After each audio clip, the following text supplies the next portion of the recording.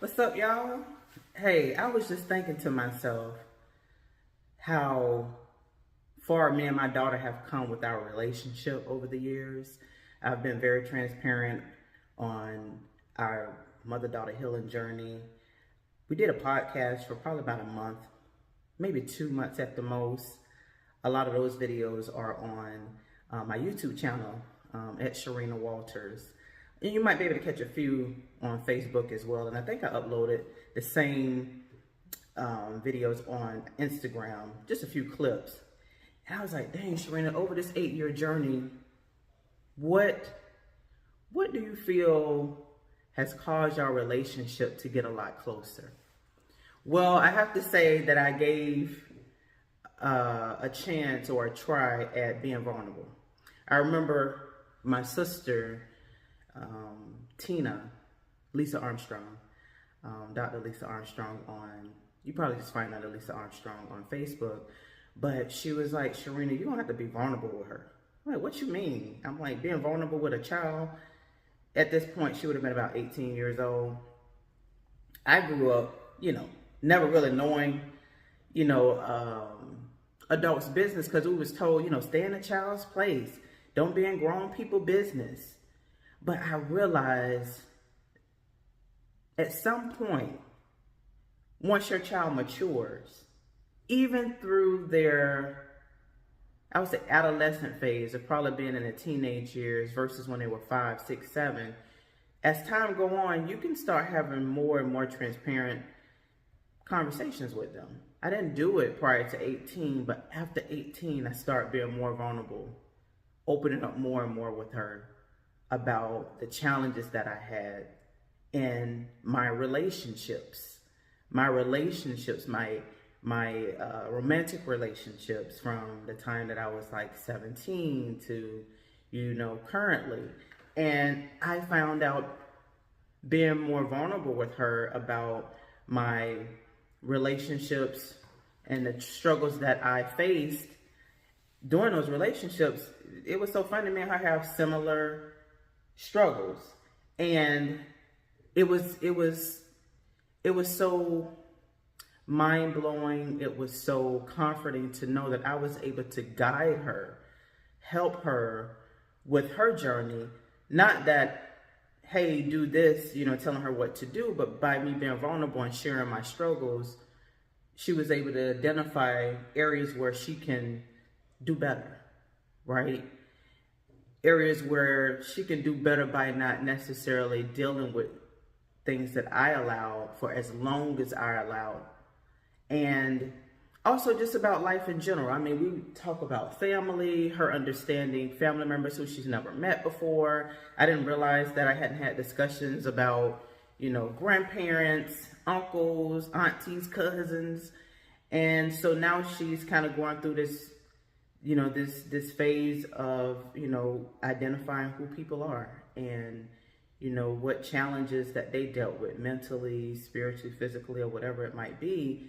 And we kind of see ourselves in each individual person because we're all interconnected in our own family, but also in the world, we're interconnected in some type of way.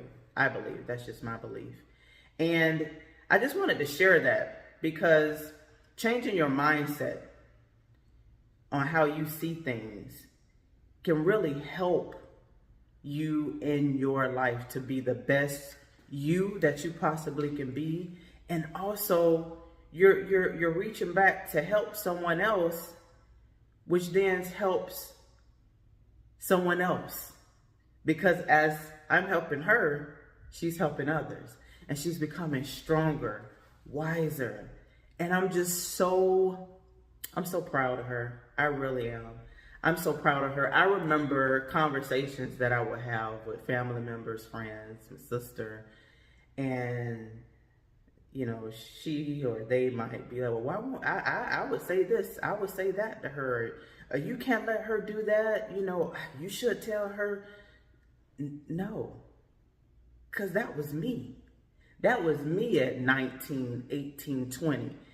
I know me. And one thing that you don't want to do is tell that version of you who you can see what not to do, because I think it's human nature when you're telling someone not to touch that hot burner stove. We want to know why. Because it's hot, because it hurts. But we still curious on to knowing why. Well, it might have hurt you, but it may not hurt me. I can do it differently. I can touch the stove a little bit more differently than what you did, and the burn not gonna be that bad. No, it might be actually worse. But you have to let people go through they go through, and you have to have grace and mercy on.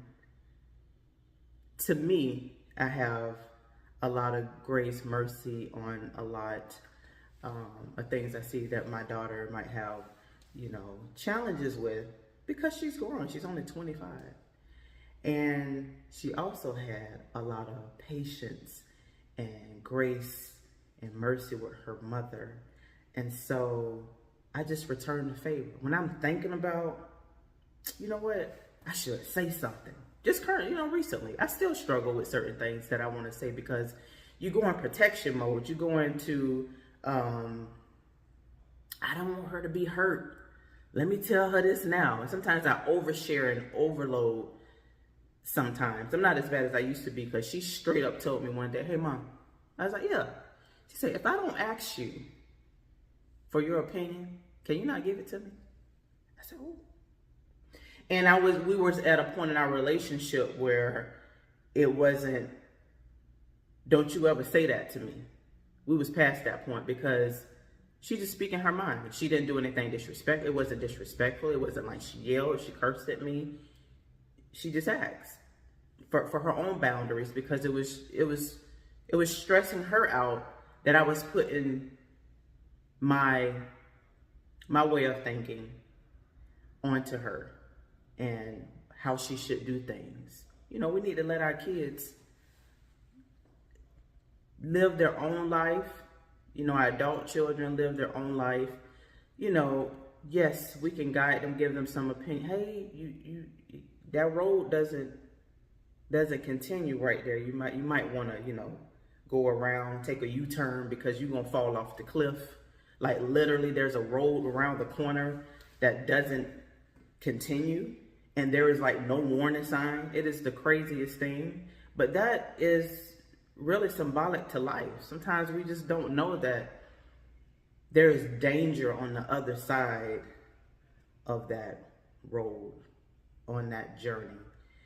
But we just love them anyways. We love them anyways through their mess because we are not perfect. I wasn't perfect. And because she has just been so, as much as I know I've disappointed her and I know she's been angry with me, she's really, really been so kind and loving to me. And I appreciate her. And I just feel like our relationship have really grown because of the time that we spend to pull back the layers on not just the past, but on current situations. Like we would literally sit and talk for 2 or 3 hours and figure things out together. And as she's discovering, I'm discovering. And I'll tell her, ooh, Bree, I'm going to use that. Ooh, Bree, I'm going to use that. And if a similar situation like this happened, now I know what to do. I'm like, thank you, baby. I appreciate that. I'm very humble.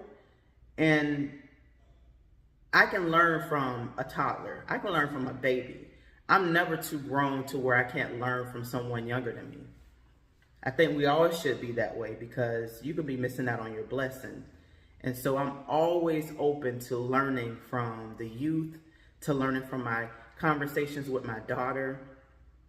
She can tell at times when I need her to just be a listening ear, and I can tell when she needs the same. And we can also tell when we need space, right? But it has been the thousands of hours that we have spent together, either on the phone, either in person, that has really, really built our relationship. And so my message, now that I'm talking about it, is that sometimes we want to repair relationships or build relationships and not put in the work. Well, sir, ma'am, that ain't gonna happen. You can wish it to, I don't know what, but you have to put in the work and be willing to not gain some things out of it. Yeah, you could be watching your show. I know that's old school. You can be watching an hour worth of reels or some special event, maybe a sports event that's happening. But if your child needs you and it's not dire that you're there, you know, some major appointment, make the time. Make the time for them. Man, listen. The fact that they can walk away with just, not that they're not going to have their own struggles and their own worries and their own personal challenges, but if you can help your child anyway, and this has nothing to do with money. As you just heard me say, everything that I'm talking about has to do with time. It has to do with investing in time. So, that's just my message today. I hope y'all have a wonderful, fabulous day. Make it a great day. And if you are struggling with anything, I want to send a virtual hug to you and let you know that it's going to be okay. Literally take it one moment at a time, one day at a time, 1 second at a time. Whatever your faith may be, hold on to that, because sometimes a man, a woman, a child can't give you what you need. The only person or entity that can give that to you is a higher power. I've learned that personally right now in my faith walk. So lean into whatever it is that you believe in. And I just want to say thank you for your time and have a wonderful day.